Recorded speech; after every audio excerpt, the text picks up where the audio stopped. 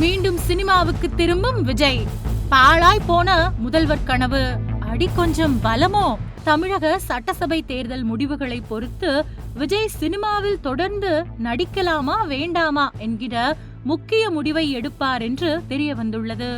சட்டசபை தேர்தலில் தனது முதல்வர் கனவு நிறைவேறாது என்பதை முன்பே தெரிந்து கொண்ட நடிகர் விஜய் தேர்தலுக்கு பிறகு மீண்டும் சினிமாவில் நடிக்க முடிவு செய்திருப்பதாகவும் அதற்கு பின்னால் ஒரு மாஸ்டர் பிளான் வைத்திருப்பதாகவும் கூறப்படுகிறது.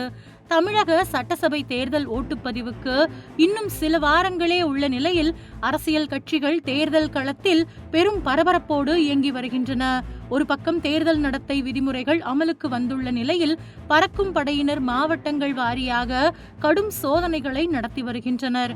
வாகனங்களை நிறுத்தி சோதனை செய்கின்றனர். 50,000 ரூபாய்க்கு மேல் ரொக்கம் கைவசம் இருந்தால் உடனடியாக பறிமுதல் செய்யப்படுகிறது.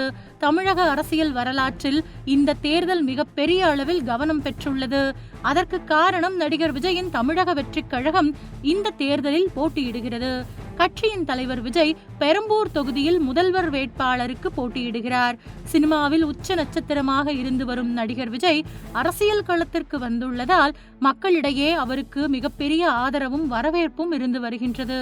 மாவட்டங்கள் வாரியாக நடந்த அவரது அரசியல் பரப்புரைகளில் லட்சக்கணக்கான மக்கள் ஆரவாரமாக கலந்து கொண்டு விஜய்க்கு தங்களது ஆதரவை தெரிவித்தனர்.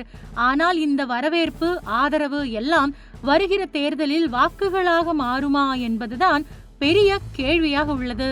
அரசியலுக்குள் நுழைவதற்கு முன்பே விஜய் பொது வாழ்க்கையிலும் தனிப்பட்ட வாழ்க்கையிலும் பல்வேறு விமர்சனங்களை எதிர்கொண்டு வருகிறார்.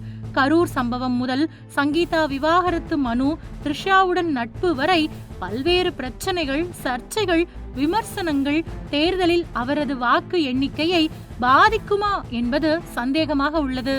எப்படி இருந்தாலும் இந்த தேர்தலில் நடிகர் விஜய் 8% வாக்குகளை மட்டுமே பெற வாய்ப்புள்ளதாகவும் தமிழகத்தின் முதல்வர் ஆவதற்கு சாத்தியமே இல்லை என்பதும் முக்கிய கணிப்பாக உள்ளது. தனது முதல்வர் கனவு இந்த சட்டசபை தேர்தலில் நிறைவேறாது என்பதை விஜயும் உணர்ந்திருக்கிறார். அதனால் அடுத்த தேர்தல் வரைக்குமான திட்டங்களை அவர் இப்போதே பக்காவாக தயாரித்து வருகிறார். இப்போது கசிந்த தகவலின்படி தேர்தல் முடிந்த பின்னர் விஜய் மீண்டும் சினிமாவில் நடிக்க வருகிறார். ஆண்டுக்கு 2 படங்கள் அவர் நடிக்க இருப்பதாக தெரிய வந்துள்ளது. தனது ரசிகர்களில் பலர் அடுத்து 2031 தேர்தல் வரும்போது வாக்களிக்கும் வயதை எட்டி விடுவார்கள்.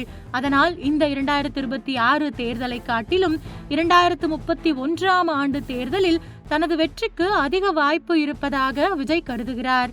அந்த வகையில் இந்த தேர்தல் முடிந்ததும் அவர் அட்லி இயக்கத்தில் ஒரு படத்தில் நடிக்க திட்டமிட்டுள்ளதாக தெரிய வந்துள்ளது.